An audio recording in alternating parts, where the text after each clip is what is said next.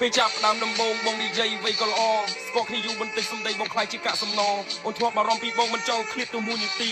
ចង់តែស្ដាប់សំឡេងអូនមានតែបងគ្មានអ្នកទី2ឆាតអូនតែតបបងខ្វល់ពីបងគ្រប់វេលាគ្មានអ្នកណាល្អជាងបងពេលដែលយើងស្រឡាញ់គ្នាស្គាល់ហើយពាក្យថាស្នេហ៍សន្យាបានតែដំបូងទេពាក្យដែលផ្អែមល្ហែមវាក៏ប្រែទៅជាសុខេទឹកភ្នែកស្រក់មិនដឹងខ្លួនថាមកពីហេតុអ្វីមិនស្រក់រឿងគ្រួសារបែរជាស្រក់ព្រោះតែស្រីចិត្តកាកៃនាងក្រឡៃបេះដូងខ្ញុំឲ្យខ្ញុំយំព្រោះនាងកំពុងសប្បាយមានប្រុសស្នេហ៍មកជួបជុំខ្ញុំយំខ្ញុំកើតទុកគ្មានអ្នកណាគេនៅក្បែរធ្វើការនៅស្រុកគេបែកបងប្អូនបែកពុកម៉ែសង្ឃឹមមានអ្នកជាគូលើកទឹកចិត្តឲ្យមើលថែប៉ុន្តែដោយសារតែលុយបដូរចិត្តនាងឲ្យបែកក្បត់ស្នេហ៍ខ្ញុំត្រូវឈឺចាប់តែម្នាក់ឯងព្រោះនៅមិនបានយូរទេគង់តែថ្ងៃមួយខ្ញុំស្លាប់តាមផ្សែងសុខចិត្តស្លាប់ទៅជាខ្មោចប្រសើរជាងរស់ចំបៃសរសេរចំរៀងរឿងពិតមិនប្រឌិតឬសំដែងចិត្តមនុស្សគឺមិនទៀងដូចជាភ្លៀងកងរដូវពីមុនជាស្នេហាតែឥឡូវជាសត្រូវបំភ្លេចខ្ញុំត្រឹមមួយផ្លែតហើយចាប់ឡើងរឿងអាស្រូវបំភ្លេចគ្រប់សន្យាថាស្រឡាញ់ដល់សក់ស្កូវមានយាតយ៉ាងកត្តណាយកខ្លួនដូរនឹងដុល្លារឲ្យតែបានលុយមិនដឹងអ៊ំមិនដឹងតាខ្ញុំនិយាយនេះរឿងពិតទាំងអស់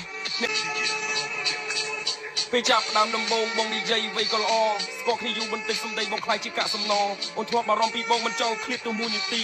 ចង់តែស្ដាប់សំឡេងអូនមានតែបងគ្មានអ្នកទី2ឆាតអូនតែតបបងខ្វល់ពីបងគ្រប់វេលាគ្មានអ្នកណាល្អជាងបងពេលដែលយើងស្រឡាញ់គ្នាស្គាល់ហើយពាក្យថាស្នេហ៍សន្យាបានតែដំបូងទេពាក្យដែលផ្អែមល្ហែមវាក៏ប្រែទៅជាសុខេទឹកភ្នែកស្រក់មិនដឹងខ្លួនថាមកពីហេតុអ្វីមិនស្រក់រឿងគ្រួសារបែរជាស្រក់ព្រោះតែស្រីចិត្តកាកៃនាងក្រឡៃបេះដូងខ្ញុំឲ្យខ្ញុំយំព្រោះនាងកំពុងសប្បាយមានប្រុសស្នេហ៍មកជួបជុំខ្ញុំយំខ្ញុំកើតទុកគ្មានអ្នកណាគេនៅក្បែរធ្វើការនៅស្រុកគេបែកបងប្អូនបែកពុកម៉ែសង្ឃឹមមានអ្នកជាគូលើកទឹកចិត្តឲ្យមើលថែប៉ុន្តែដោយសារតែលុយបដូរចិត្តនាងឲ្យបែកក្បត់ស្នេហ៍ខ្ញុំត្រូវឈឺចាប់តែម្នាក់ឯងព្រោះនៅមិនបានយូរទេគង់តែថ្ងៃមួយខ្ញុំស្លាប់តាមផ្សែងសុខចិត្តស្លាប់ទៅជាខ្មោចប្រសើរជាងរស់ចំបៃសរសេរចំរៀងរឿងពិតមិនប្រឌិតឬសំដែងចិត្តមនុស្សគឺមិនទៀងដូចជាភ្លៀងកងរដូវពីមុនជាស្នេហាតែឥឡូវជាសត្រូវបំភ្លេចខ្ញុំត្រឹមមួយផ្លែតហើយចាប់ឡើងរឿងអាស្រូវបំភ្លេចគ្រប់សន្យាថាស្រឡាញ់ដល់សក់ស្កូវមានយាតយ៉ាងកត្តណាយកខ្លួនដូរនឹងដុល្លារឲ្យតែបានលុយមិនដឹងអ៊ំមិនដឹងតាខ្ញុំនិយាយនេះរឿងពិតទាំងអស់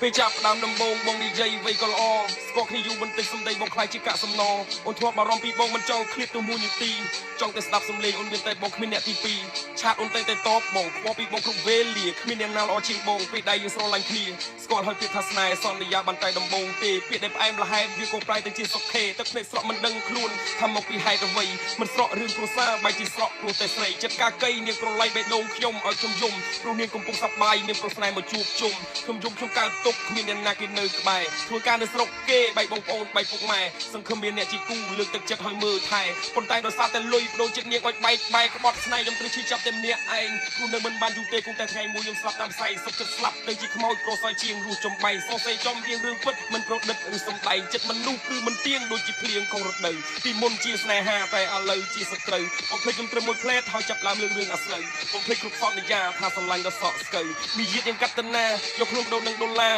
ឲ្យតែបានលុយមិនដឹងអ៊ំមិនដឹងតាខ្ញុំនិយាយនេះរឿងពិតទាំងអស់